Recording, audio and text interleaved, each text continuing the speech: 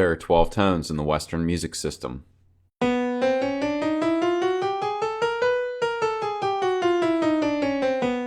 If you start picking notes at random, they will most likely sound bad together. It will also be difficult to mold those notes into a cohesive, flowing melody. It's not like a C major scale, it's more like a musical obstacle course. Pi is the ratio of a circle's circumference divided by its diameter.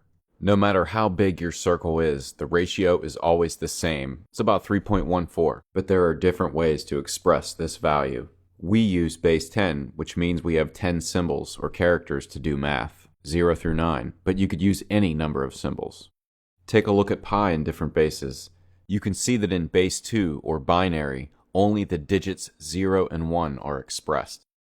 You can see that pi in base 4 is expressed using only the digits 0, 1, 2, and 3. Pi in base 10 looks familiar at 3.14, and in the bases higher than 10, you need extra characters like A, B, and C.